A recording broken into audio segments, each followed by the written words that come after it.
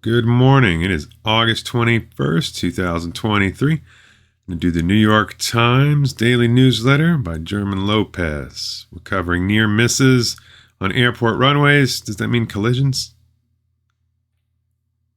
Severe weather and the Women's World Cup.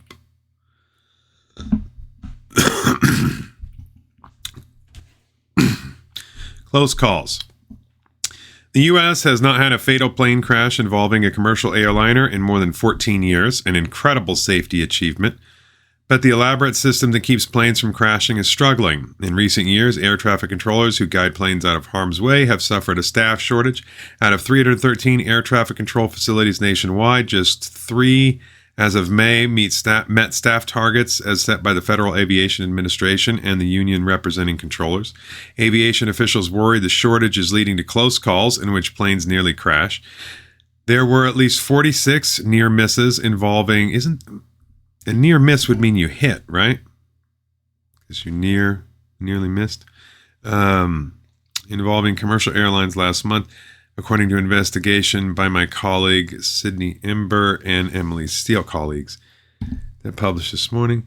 Those close calls are still a small fraction out of the nearly 1.4 million flights in the U.S. each month, and it's not clear whether the rate is increasing. But any close call is dangerous, potentially leading to a fatal crash that breaks America's safety brake. As a spokesman for the FAA said, one close call is one too many. The agency's goal is to reduce the number of such near misses to zero.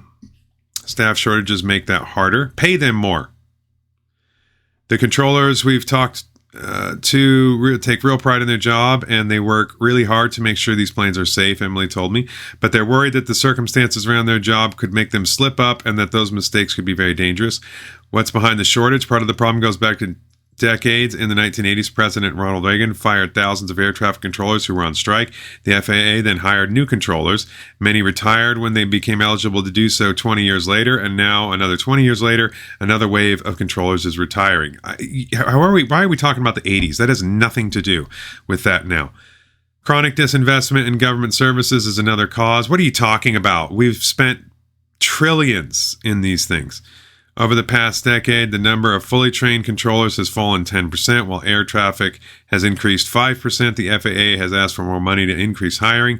Even if the agency receives these funds, it will take time to hire new controllers and train them.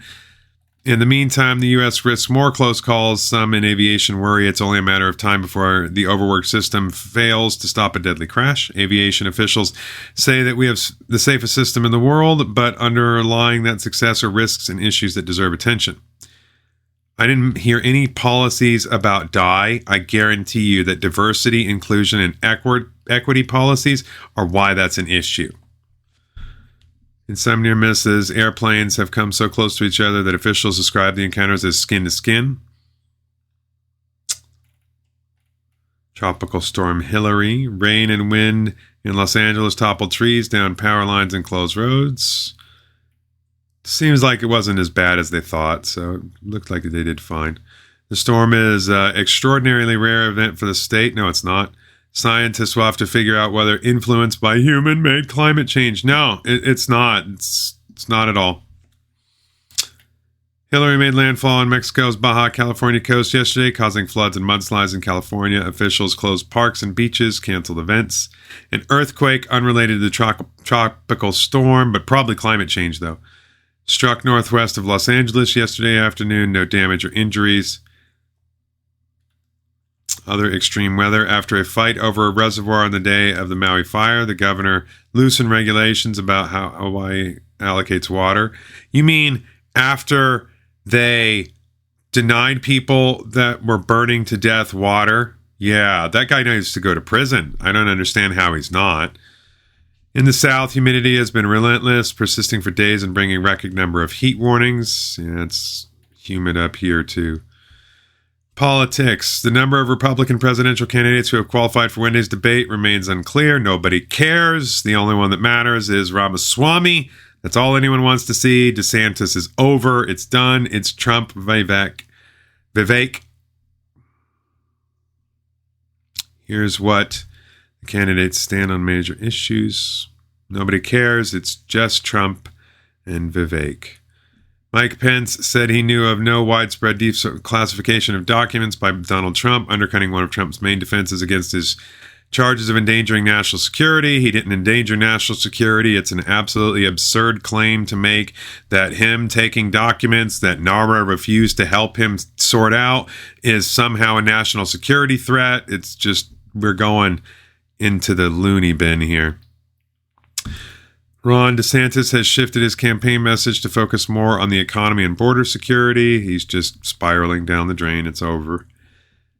Other big stories: border guards in Saudi Arabia have opened fire on African migrants, killing hundreds of people in a recent 15-month period. Things are getting a little bit worse there. Probably not going to change too much. Ukrainian commanders say their forces are in better shape than months ago after infusion of troops, training, and equipment. So that kind of admits that things are not going well. Every time you do that, you admit later on that it's bleak. A man shot and killed the owner of a California clothing shop after disparaging the owner's pride flag. What? We'll have to check that out. Let's come back to that. Anti-corruption crusader won Guatemala's presidency. Probably call him far right. Ecuador's presidential election looks to be headed for a runoff between an establishment leftist and a businessman. Police unions are demanding extra pay for wearing body cameras. Well, I think body cameras ought to be the standard. Republicans narrow their primary field. They can keep Trump from getting the party's presidential. No, Trump's going to be the guy. Elections produce entitled Machiavellian leaders. Picking randomly would be better for... What? That's picking randomly would be better for democracy. We live in a republic, not a democracy, and you don't pick randomly. Employees claim they'll hire workers without college degrees. Employers, but having one still matters. Gail Collins and Brett Stevens discuss Hawaii in the Republican debates. Wearable tunes, feel music through your skin. Oh, the bone music, that's interesting. XT is considered one of the safer illegal drugs, but there are risks.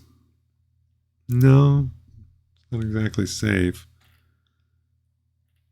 Victory in disharmony. Spain overcame a squad revolt and a key injury to win the tournament, beating England in a thrilling 1-0. Wow, I bet that game was just awesome.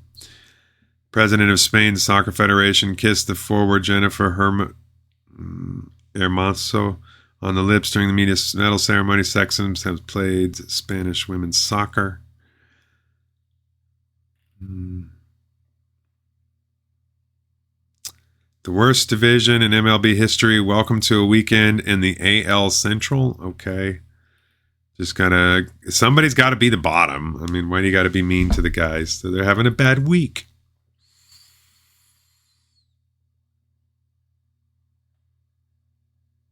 Regional hot dogs. Okay. All right, let's take a look at this.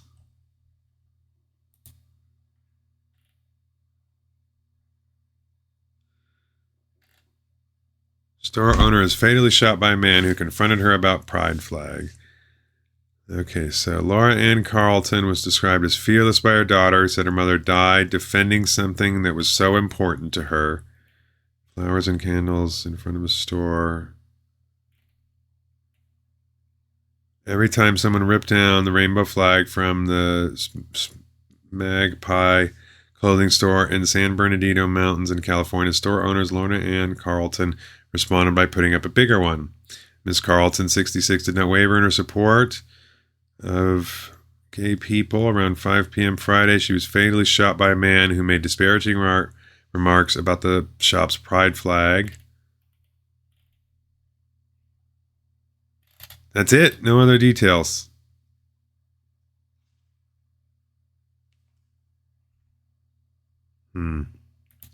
That's pretty awful. Okay, that's it. The beginning of another week.